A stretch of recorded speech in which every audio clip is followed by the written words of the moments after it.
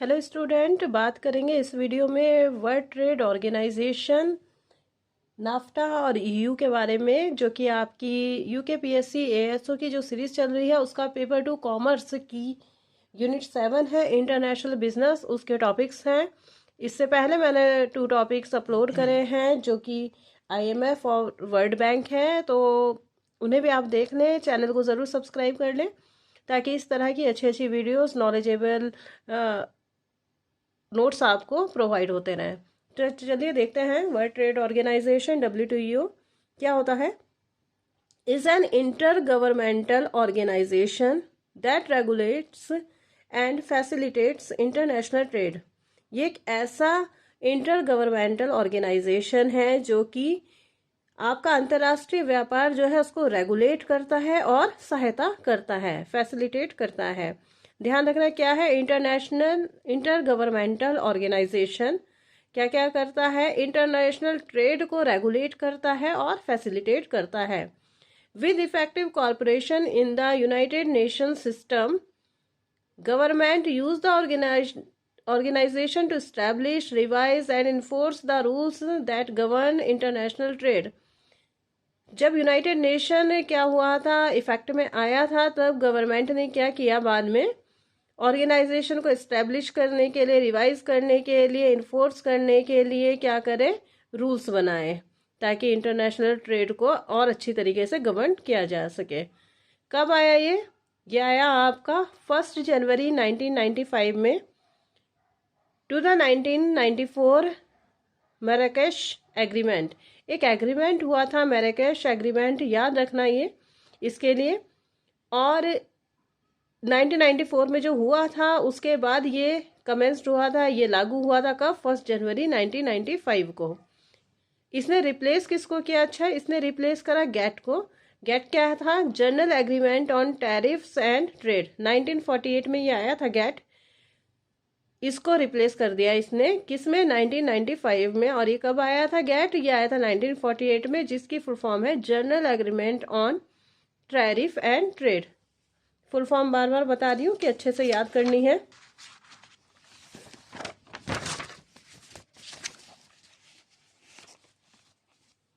अब देख लेते हैं आगे। WTO world's largest international economic organisation, सबसे बड़ी इंटरनेशनल इकोनॉमिक ऑर्गेनाइजेशन है ये WTO। इसमें 164 मेंबर हैं, representing over 98% of global trade and global GDP। ये किसको रिप्रेजेंट कर रहे हैं, 98% ग्लोबल ट्रेड और ग्लोबल GDP को ये रिप्रेजेंट कर रहे हैं। तो सबसे बड़ी लार्जेस्ट इंटरनेशनल इकोनॉमिक ऑर्गेनाइजेशन कौन सी हुई, WTO।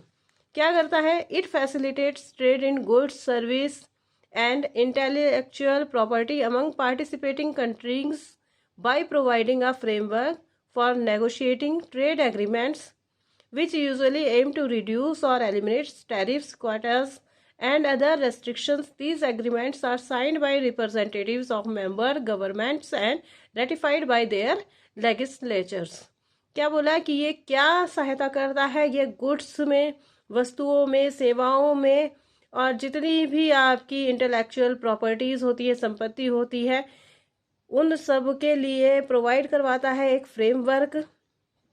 ट्रेड एग्रीमेंट्स के लिए रिड्यूस करता है, एलिमेंट करता है। टैरिफ होते हैं, टैरिफ क्या होते हैं कि एक इधर से उधर सामान ले जाने में, एक देश से दूसरे दूसरे देश में सामान ले जाने के लिए बहुत सारे टैरिफ्स लगते हैं, क्वार्टर्स लगते हैं, तो और प्रतिबंध लगते हैं। इन सबको क्या करता है, कम करता है, एलिमिनेट करता है, या तो कम करता है या बिल्कुल ही खत्म कर देता है। और इसमें ये क्या करता है, ये साइन किए जाते हैं, जो मेंबर गवर्नमेंट्स हैं इसकी, जो मेंबर्स हैं उनके रिप्रेजेंटेटिव इनमें साइन करते हैं और इनकी विधायिका की पुष्टि करते हैं। तो ये इसका काम होता है कि जितनी भी गुड्स, सर्विस, एक्सपोर्ट, इंपोर्ट वगैरह होती है उसमें ये क्या करता है, टैरिफ्स को रिड्यूस कर देता है, एलिमिनेट कर देता है। The WTO also administers independent disputes resolution for enforcing participants' adherence to trade agreements and resolving trade related disputes। जो भी ट्रेड से रिलेटेड यानी कि व्यापार से रिलेटेड देशों के बीच में क्या होती है, थोड़ी सी तकरार होती है, डिस्प्यूट्स होते हैं, उनको भी क्या करता है, ये रिजॉल्व करता है। Prohibits discrimination between trading partners, क्या करता है, जो ट्रेडिंग पार्टनर्स होते हैं उनके बीच में जो डिस्क्रिमिनेशन हो जाते हैं उनको प्रतिबंधित करता है। But provides exception for environmental protection, national security and other important goals. लेकिन ये क्या एक्सेप्शन यानी कि अपवाद प्रस्तुत करता है, किसके लिए, जो ये पर्यावरण की सुरक्षा है, नेशनल सिक्योरिटी है और अन्य जो महत्वपूर्ण गोल्स होते हैं उसमें ये क्या करता है, एक्सेप्शन प्रोवाइड करवाता है। अच्छा, हेडक्वार्टर कहाँ है इसका, इसका हेडक्वार्टर है जेनेवा स्विट्जरलैंड में। ये क्या है, ये टॉप डिसीजन मेकिंग बॉडी है। डे टू डे फंक्शंस इसके किसके द्वारा हैंडल किए जाते हैं, जनरल काउंसिल के थ्रू ये हैंडल किया जाता है। बात करेंगे इसके बारे में आगे।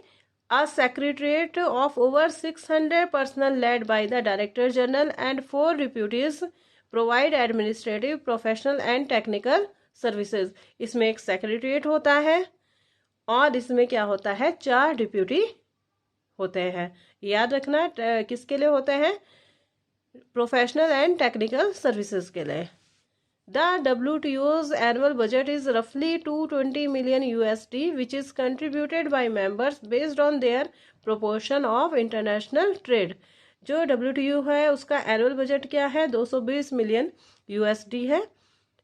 ये कौन देता है, ये जो इसके मेंबर्स हैं वही किसी किसी प्रोपोर्शन में देते हैं।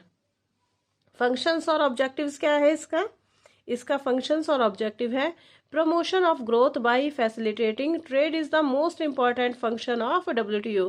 सबसे पहला इसका जो मेन फंक्शन है, मोस्ट इंपॉर्टेंट फंक्शन है, वो प्रमोशन ऑफ ग्रोथ, ग्रोथ को प्रमोट करना है। It overseas the implementation, administration and operation of the covered agreements with the exception is that it does not enforce any agreement when China came into the WTO in December 2001। जब भी इसमें क्या होता है, countries आती हैं तो ये कुछ एग्रीमेंट्स को क्या करता है, कवर करता है, मतलब एग्रीमेंट्स करता है। लेकिन एक बार ऐसा हुआ कि दिसंबर 2001 में जब चाइना इसमें आया तब कोई भी क्या नहीं हुआ था, कोई भी एग्रीमेंट नहीं हुआ था।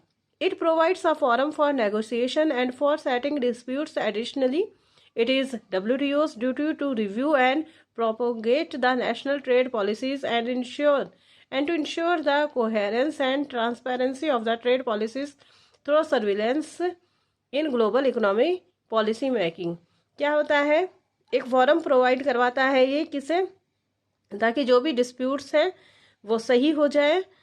ये WTO की ड्यूटी होती है कि रिव्यू करे नेशनल ट्रेड पॉलिसी को, जो राष्ट्रीय व्यापार नीतियां हैं उन्हें, और उन्हें सुसंगत करे और इसमें ट्रांसपेरेंसी लेके आए। जो भी व्यापारिक नीतियां हैं कैसे लाएगा ट्रांसपेरेंसी, इसमें सर्विलेंस, नज़र रखेगा किस पर, global economic policy making.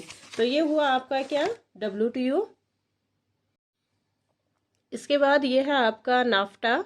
NAFTA की भी full form very very important, North American free trade agreement. क्या है, North American free trade agreement. जनवरी 1, 1994 में ये एग्जिस्टेंस में आया। Created a free trade zone, एक फ्री ट्रेड जोन उपलब्ध करवाता है किन के बीच में, मतलब फ्री है ट्रेड इनके बीच में, किन के बीच में, Mexico, Canada and the United states. 3 countries है इसमें, याद रखेंगे, Mexico, Canada and the United states. US Mexico के बीच में क्या हुआ था, ये द्विपक्षीय कॉमर्शियल रिलेशनशिप है, ठीक है, बिलेटरल कमर्शियल रिलेशनशिप किन किन के बीच में, US और मैक्सिको के बीच में। To eliminate all tariffs and non tariff barriers of trade and investment between the United States, Canada and Mexico. ये जो 3 देश हैं इनके बीच में जितने भी टैरिफ होते हैं, यानी कि जो प्रतिबंध होते हैं जो एक देश से दूसरे देश में सामान लाने ले जाने में लगते हैं, इनको क्या करता है, ये एलिमिनेट करता है, टैरिफ और नॉन टैरिफ व्यापार के संबंध में, ठीक है। और इन्वेस्टमेंट करता है किन के बीच में, यूनाइटेड स्टेट, कनाडा और मैक्सिको के बीच में। अब थोड़ा सा EU को भी पढ़ लेंगे। क्या इसकी फुल फॉर्म है, यूरोपियन यूनियन। क्या है ये, super national political and economic union of 27 members. 27 member का ये सुपर नेशनल पॉलिटिकल यानी कि राजनीतिक और इकोनॉमिक यूनियन है। हेडक्वार्टर है इसका यूरोप में। याद करेंगे हेडक्वार्टर कहाँ है भाई, यूरोपियन यूनियन है तो हेडक्वार्टर कहाँ है इसका, यूरोप में है। और 27 मेंबर्स इसमें इंक्लूड है। नाम याद रखने की ज़रूरत नहीं है, फिर भी मैंने इसके नाम बता दिए, आपको बता देती हूँ।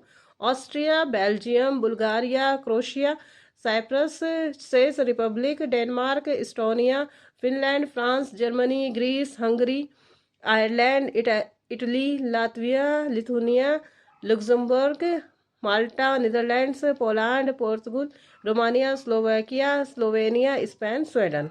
तो ये सब इसके क्या है, मेंबर्स हैं। 2-4 याद कर लेना, याद करने की ज़रूरत नहीं है, वैसे पूछेंगे भी नहीं, 27 मेंबर्स क्यों पूछेंगे वो, लेकिन एक बार पता होना चाहिए, रिवाइज करते रहोगे तो याद भी हो जाता है, ऐसी भी बात नहीं है। अब इसका जो फाउंडिंग मेंबर है, ये मोस्ट इंपॉर्टेंट है। फाउंडिंग मेंबर कौन है इसका, यूनाइटेड किंगडम, यानी कि यूके इसका क्या है, फाउंडिंग मेंबर है। याद कर लेना अपने उत्तराखंड के नाम से यूके, वही क्या है इसका फाउंडिंग मेंबर है, जिसने ऑर्गेनाइजेशन को 2020 में क्या कर दिया था, लेफ्ट भी कर दिया था। तो इसने छोड़ भी दिया था बाद में, किसे, इस ऑर्गेनाइजेशन, इसको, ईयू को, कब, 2020 में।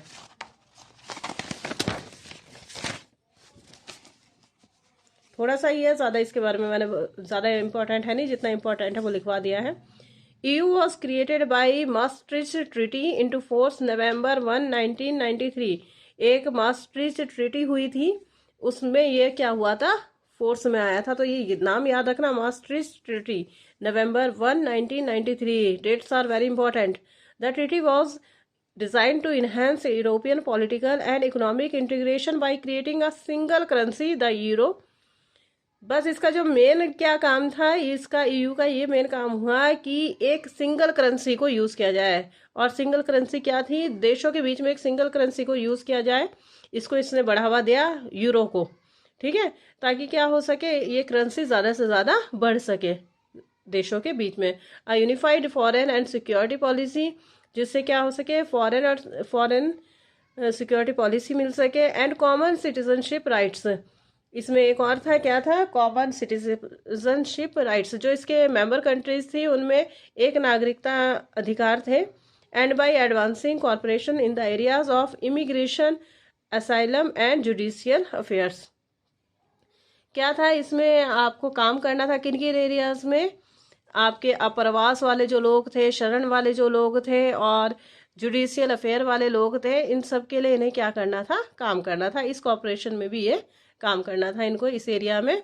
और 2012 में याद रखेंगे, इनको नोबेल प्राइज मिला था, किसके लिए, शांति व्यवस्था कायम करने के लिए। तो भाई देखो, 27 देशों के बीच में जब ये काम हो रहा था और वो बहुत शांति से अपना काम कर रहे थे, तो इनको नोबेल प्राइज तो मिलना ही था। तो याद रखना, ईयू को 2012 में नोबेल प्राइज मिला था, किसके लिए मिला था, शांति स्थापित करने के लिए मिला था। तो ये था आपका ईयू, इसको पढ़ लेना बार बार। और इस तरीके से मैंने आपका करवा दिए हैं, ये 5 टॉपिक आपके क्लियर करवा दिए हैं, IMF, world bank, WTO, NAFTA, EU। फिर देखेंगे आगे वाले। देखो इसमें एक ये टॉपिक बायलैटरल ट्रेड, अभी एक उसमें आया था, द्विपक्षीय ट्रेड जिसको बोलते हैं, ये भी इसमें एक टॉपिक है। तो धीरे धीरे सारे टॉपिक्स कर लेंगे, फिर मिलेंगे दूसरी वीडियो में। तब तक के लिए बाय बाय, टेक केयर।